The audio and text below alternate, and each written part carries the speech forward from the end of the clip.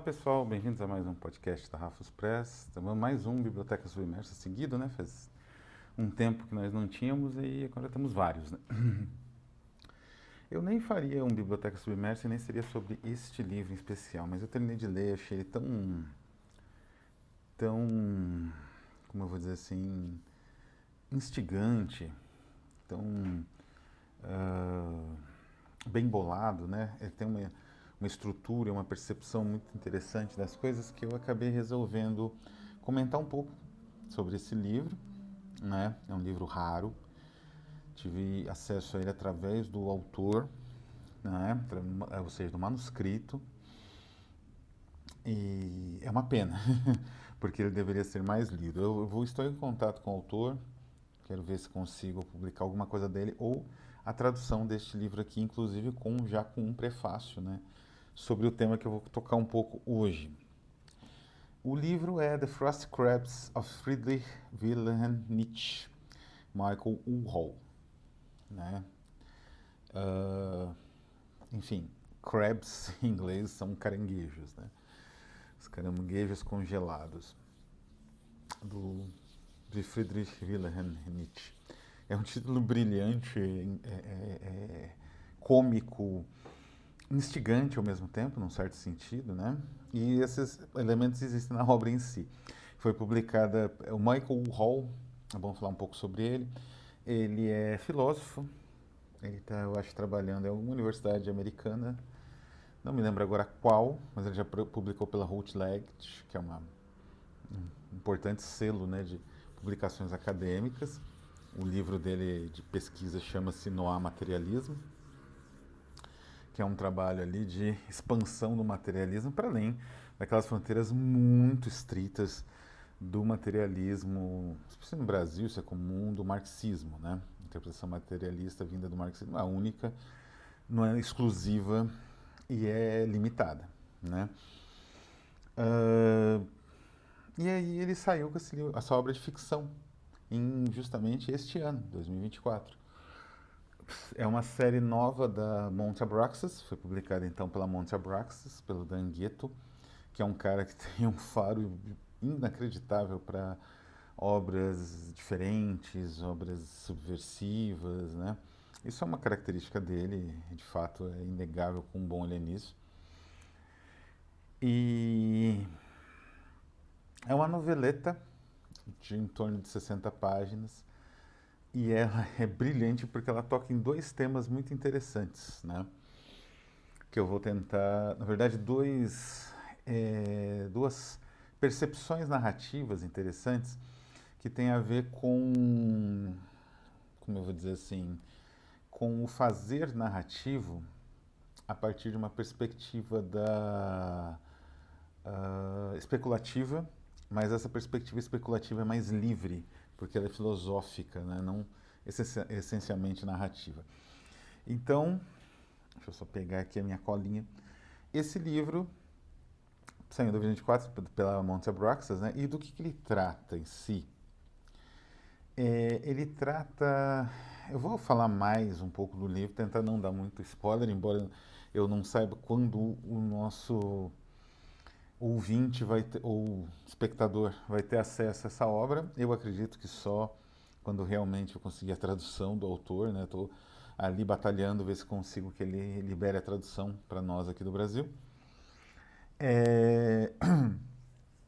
Mas ele trata de um universo não exatamente alternativo, é o nosso universo, de certa forma, mas nesse nosso universo aconteceu um desvio. Então o Nietzsche, que morreu, quer dizer, foi internado num hospício depois de uma crise de loucura, quando ele viu um sujeito em Turim, se não me engano, estava chicoteando o cavalo na região dos olhos do animal. Uma crueldade gigantesca mesmo, né, de fato. E ele teve uma crise e voou em cima desse cidadão. Quem que pode culpá-lo, né? Pronto, faria o mesmo. É... E aí ele acabou sendo internado, passou a custódia da irmã, se tornou uma pessoa assim apagada, né? Se tornou um mero ali habitante de asilos e hospícios, né? Esse é o fim da vida de Nietzsche, né? não foi só dele. Esse fim, assim, digamos, melancólico, foi de vários autores. John Ruskin, o John Ruskin teve um fim parecido, enfim, né? Nesse livro, não. Né? Tem um motivo, eu não vou dizer qual, mas existe uma forma ali do Nietzsche ter escapado, e o Nietzsche se tornou um explorador, né? Uma espécie ali de personagem do Júlio Verne, né? Não é? Ele não é um de Capitão Nemo, né? Ele não é simplesmente mais um filósofo, ele já transcende a isso, tem uma motivação também para isso. O livro ele vai arranjando, digamos assim, ele vai se estruturando de uma forma rocambolesca, absolutamente consciente. Então ele é muito divertido, muito engraçado quando você vê que solução que o autor dá para um determinado problema, ele vai dando umas soluções, né? E esse Nietzsche, que escapou da loucura, ele instala, ou pelo menos de uma loucura reativa ou pietista, né? Ele instala uma, uma base no Mar Ártico chamada Estação Dionísio, Dionísios, né, em inglês. E dali ele começa uma pesquisa em torno deste frost crab, né, deste caranguejo de águas gélidas. E aí, bom, a história é narrada não é narrada por Nietzsche, mas por um outro personagem que é iniciado nos mistérios aí desse universo paralelo, digamos assim, que é o nosso universo, mas enfim, é um universo em que o Nietzsche existe de uma outra forma, quer dizer, ele sobrevive à própria morte, à própria loucura dele. E, enfim, é uma narrativa muito interessante. Ela, como eu disse, ela tem uma autopercepção, não é? Dos elementos rocambolescos, que é tão interessante, que deixa tudo tão irônico e engraçado, que é uma delícia de acompanhar a história, né? Essa é a parte mais de aventura, que é, né, verniana, digamos assim, que o autor realmente ali herda de Verne, não só de Verne, talvez um pouco do Borges também. Borges era um exímio escritor de romances de aventura, ou de narrativa de aventura. E só que tem um elemento interessante que é um elemento de terror. Existe um terror nessa trama, principalmente quando você vai se aproximando do final, as coisas vão se acelerando e aí aquela aventura, digamos assim, relativamente suave, com alguns toques metafísicos, ela vai perdendo espaço para uma narrativa mais densa e horrorífica. Mas como é esse terror? Bom, de uma forma geral, o Michael Hall ele está trabalhando com uma narrativa muito interessante, um tipo de narrativa, que é a narrativa que a gente poderia designar. Eu não sou uma pessoa de gêneros, né? Não ligo muito para gêneros. Eu trabalho com outras formas de construção epistemológica. Para mim interessa o discurso, as artimanhas, as armadilhas do discurso, e da narratividade e da poeticidade. O gênero, a classificação é o de menos, né? Mas existe, enfim, uma infindável, infindáveis recortes do fluxo discursivo, arbitrários em geral, e um desses recortes é a vida e morte dos filósofos, não é? Que é o gênero um pouco que ele trabalha aqui, o Michael Hall, né? Justamente com essa ideia do Nietzsche vivendo no Ártico com uma base de exploração marítima submersa. É mais ou menos o destino que ele dá para o Nietzsche, né? Que não é mais a morte.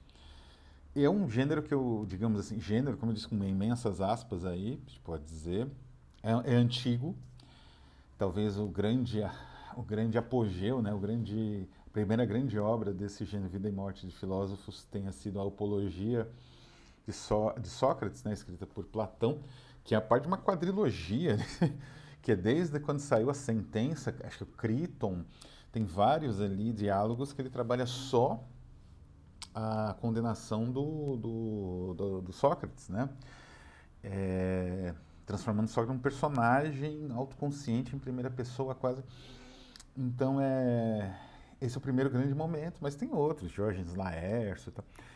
E no século XIX, com Thomas de Quincey, inclusive na obra que eu traduzi, o Assassinato como uma das Belas Artes, é esse gênero, digamos assim, do vida e morte dos filósofos ganha um grande impulso através de elementos de ironia que o Thomas de Quincey usa bastante, tanto do Assassinato como uma das Belas Artes, quanto num outro livro dele muito importante que trata bem da morte de um filósofo, que é Os Últimos Dias de Immanuel Kant, que ele na verdade fez um pastiche de obras em alemão, meio traduziu, meio fez a versão dele. Bom, o livro saiu, hoje em dia faz parte da obra dele, essa tradução, né?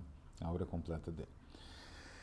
É, então, mas voltando, esse gênero me interessa muito, eu escrevi várias vidas e obras de filósofo, tem o Wittgenstein, que é o meu último conto, tem Os Últimos Dias de Kierkegaard, que é inspirado até no próprio De Quincey, tem um sobre Cioran, que é inédito ainda, tenho vários, né? Um Cioran espanhol, digamos assim. Tenho vários, tenho um grande interesse tenho sobre Blanqui, né?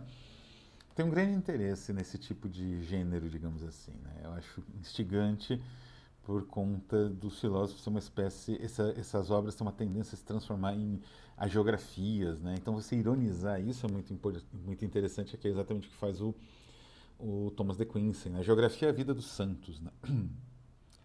Coletada, compilada, etc., né? Como na Legenda Áurea.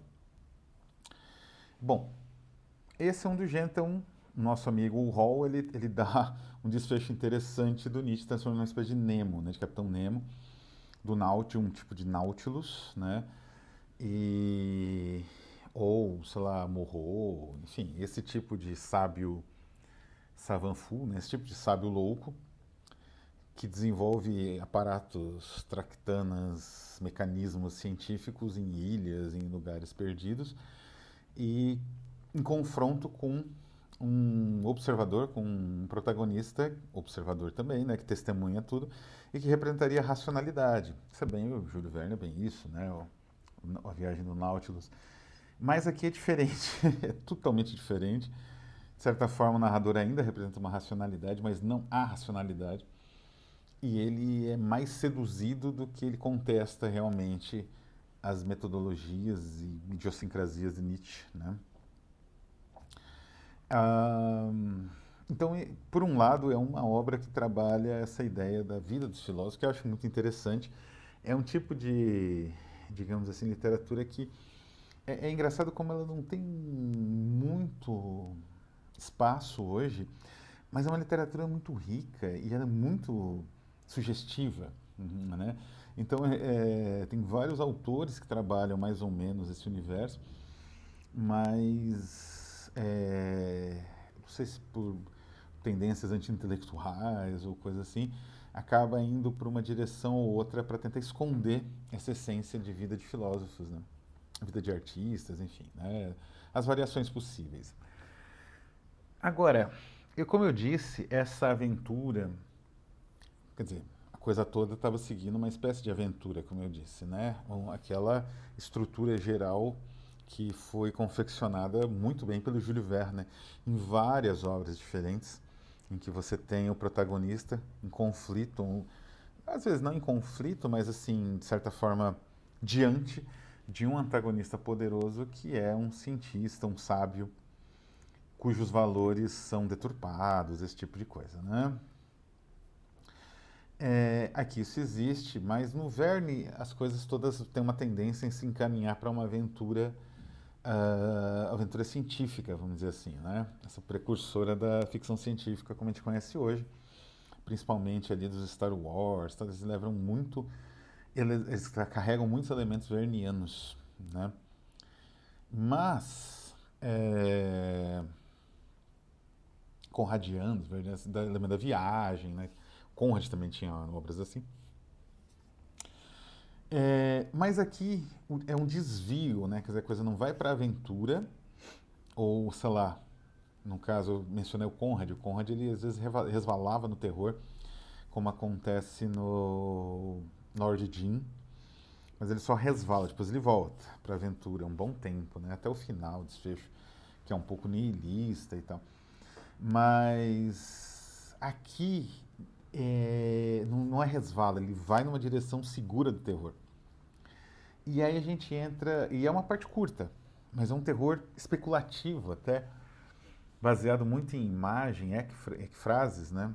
Que gera imagens na cabeça do leitor. E aqui a gente entra no que eu disse que é o terror filosófico. O terror filosófico, ele é uma espécie de essência da filosofia. A filosofia existe, de certa forma, não existe, né? Mas assim, o terror filosófico, ele surge com frequência na filosofia, mesmo quando aparentemente não era tão necessário, né?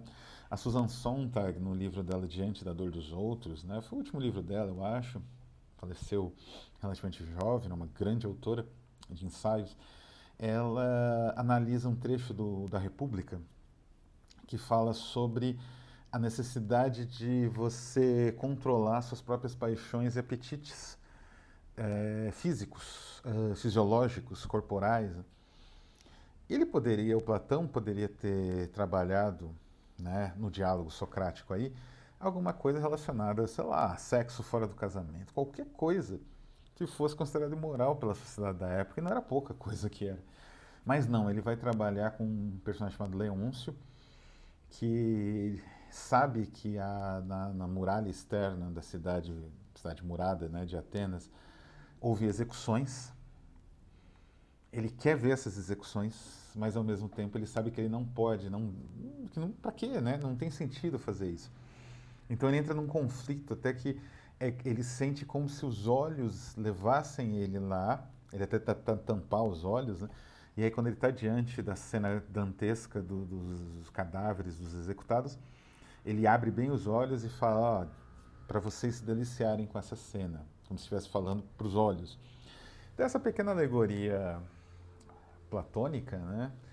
Ela é uma história de terror, mas é uma história de terror que trabalha digamos assim, uma estrutura fabular totalmente, digamos assim, especulativa. Não existe um sentido, né?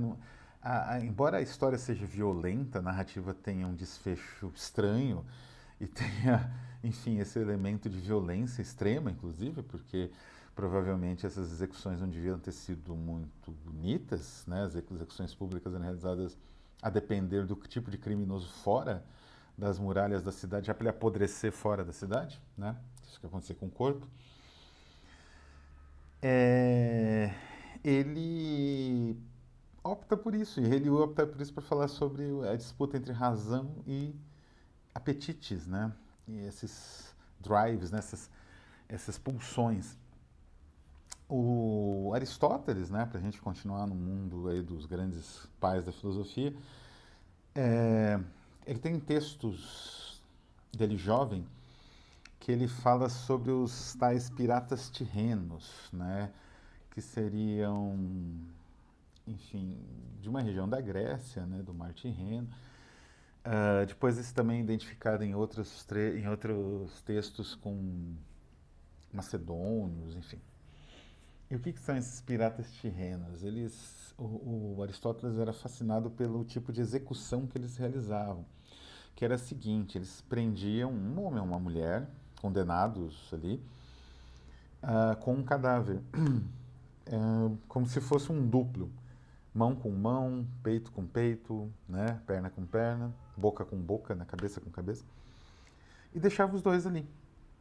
Alimentavam um certo tempo, né? A ideia era uma ideia fascinou o Aristóteles, que usou essa imagem para trabalhar aquela construção que só seria questionada por Descartes, né, já aí no século XVI, XVII, que é a construção mente-corpo, né? Mente, corpo e físico, né? Digamos assim, nossa estrutura física, mental e corporal.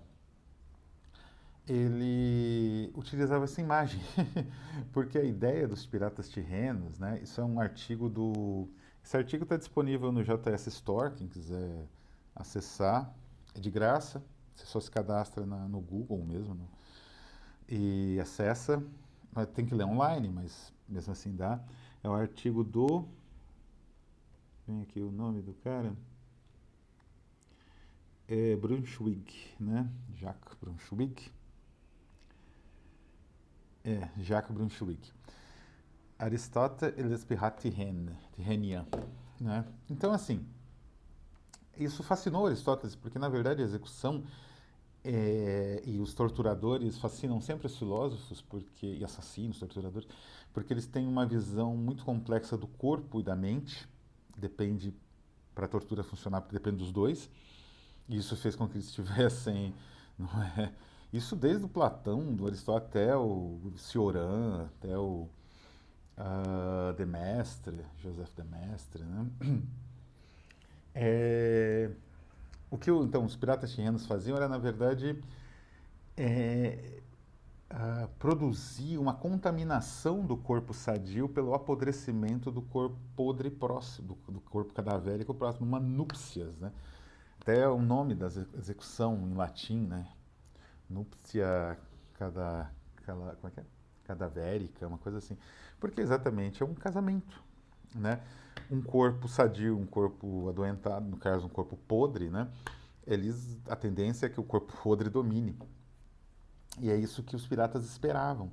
Então percebam que são ideias da antiguidade que, digamos, era bastante brutal em muitos sentidos, a sobrevivência nela, e essas ideias, elas têm essa essência terrorífica que é desenvolvida nessas teorias filosóficas como, enfim, como uma exemplificação, uma alegoria, uma especulação, né, uma forma livre do pensamento circular. Então, o horror filosófico ele trabalha um pouco com isso. O horror filosófico ele se aproxima da ideia de assombro que eu utilizei no livro, na coletânea da Carambaia, Contos de Assombro. É um assombro, é uma percepção de que a realidade, conforme ela é compreendida, tem elementos que fogem da, digamos assim, ordenação usual.